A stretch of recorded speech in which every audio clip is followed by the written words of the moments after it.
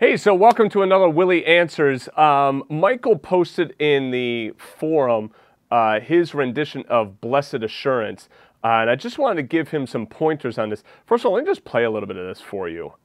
Really gorgeous. Let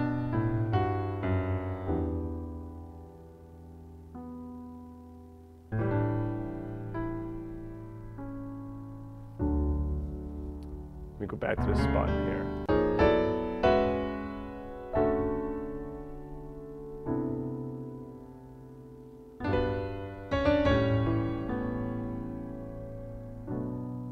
So some real nice stuff in there. Very tasty. There's really nothing that I would change about his playing. But let me get you to think about playing a little bit differently. Or arranging, I should say, a little bit differently. So when I listen to this, I'm thinking about, okay, what are all of the different possibilities arranging-wise that I could use? All right, well, I mean, chordally, that's really happening in this arrangement, right? He's doing a lot of this nice chordal stuff. He's also doing that nice constant structure stuff in which he's like, moving up the scale or down the scale chordally. So that all sounds great. But now, what are some of the stuff that's missing? Some stuff is like, just getting some motion in that left hand. So like moving around that left hand and getting more motion in that left hand would be extremely helpful as well. One way in which you could just start approaching that is like whatever key you're in, so you're in the key of D, just really start working that D major scale in that left hand. Just get real nice and loose with it, work only the left hand, try coming up with different patterns, so like maybe root 5, root 7, root.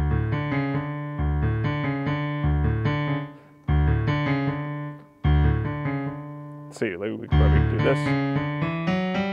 Maybe that. So come up with a pattern. This is another nice one. The root, the 5th, the 9th, 3rd, and you can go up to the 5th.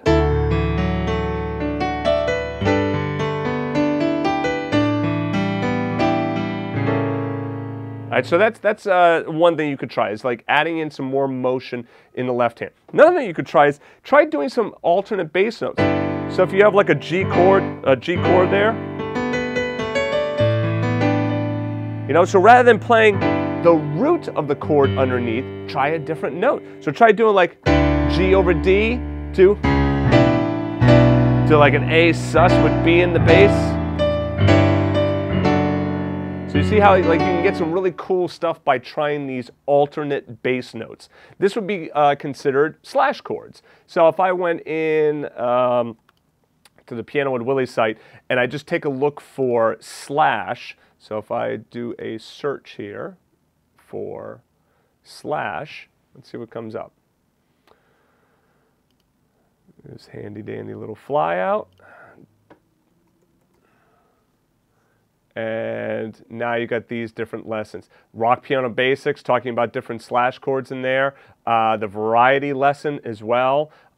Even this easy gospel basics. So take a look at some of those slash chords, and that will give you some new ideas as well. Another lesson I'd like to suggest that you take a look at, Michael, is the improvisation using chords and inversions. So if you just type in the word inversion, that might come up with it.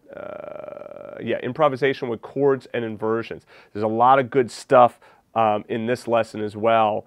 Diatonic triads, 7th chords, using chords outside the diatonic, inverting, flat 7 chords. So a lot of good techniques in this lesson that would be helpful to you as well. All right, so 2 things so far. Left hand, like some more motion in the left hand. Second thing is doing some alternate bass notes. These would typically, I would say, start with notes from the chord. The third thing to check out is the piano chords lesson. So if you type in piano chords, this lesson, let's see. There we go. Yeah, volume 2 and 3.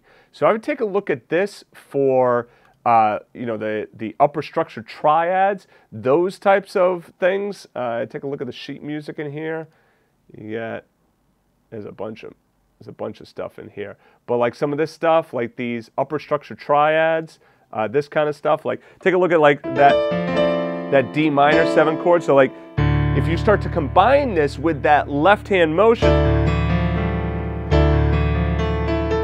So you see in the right hand, I'm creating this this voicing on a chordal built on the ninth for D minor. If I take that left hand motion now, right, that I was just talking about, that step one or that first recommendation I have, and then combine it with some of this, some of that piano chord stuff there, well, there, some of the piano chord stuff, now you start to get some new sounds as well. So you can get some of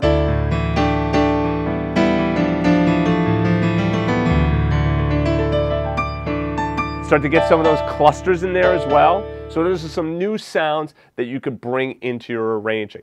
Arranging is like really like, it's like cooking in a way. So when you're arranging a song at the piano, if all you know how to cook with is salt and pepper, say, then well, that's what you're going to use. But as you start to learn more about different spices, you start to learn more about different ingredients, and then you can start to create your own recipes, and you can start to you know, really expand what it is that you're able to make. Same thing with arranging. More rhythms, chords, progressions, all of that stuff you learn.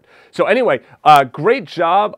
Real beautiful, beautiful rendition. I would love for you to post, you know, a follow-up to this. I'd like to hear what it is that you're up to. So thanks a lot, guys, and I will see you in the next Willie Answers. Post in our student forum at forums.jazzedge.com and get your piano and music questions answered. Thanks for watching.